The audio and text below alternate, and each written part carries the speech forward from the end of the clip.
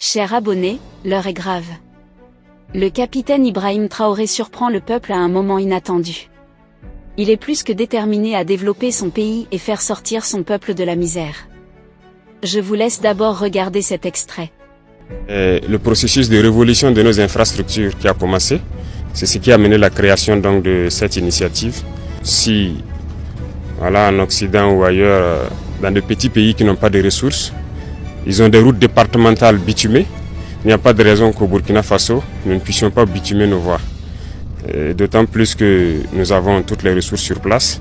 Voilà pourquoi nous avons décidé de créer l'initiative pour aller très vite, pour pouvoir construire nos routes, nos autoroutes aussi, et pour allier nos différentes villes.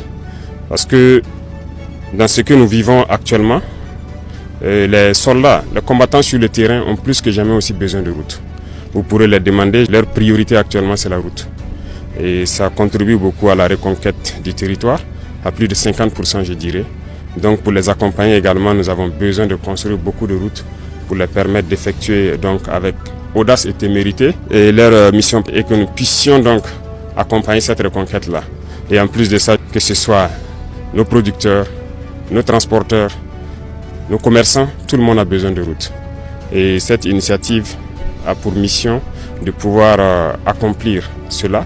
C'est un vaste programme, ça ce n'est qu'un cinquième je dirais du matériel qui est attendu. Dans la première phase qui est un investissement d'environ 200 milliards. Et la deuxième phase va suivre qui sera donc la partie bitumage. Et le rythme dépendra donc de ce que le peuple aura souhaité parce que très bientôt nous leur ferons un point de situation. L'objectif étant de pouvoir bitumer chaque année entre 3000 et 5000 km au Burkina Faso. Et j'espère que nous pourrons commencer très bientôt les travaux pour le bonheur du peuple burkinabé. Donc voilà ce qui nous a amené ici. Et il y aura une dernière phase qui va beaucoup impliquer les populations.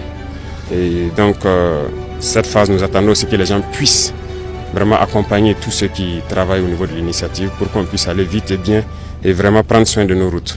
Le président Ibrahim Traoré, il y a des micro-trottoirs en Europe, en Amérique, partout. Ibrahim Traoré est connu. Absolument. Plus que tous les autres chefs d'État qui s'agitent, qui courent, qui répondent à des conférences, qui versent des milliards à des soi-disant cabinets de communication, mais personne ne les connaît, personne n'en tient compte.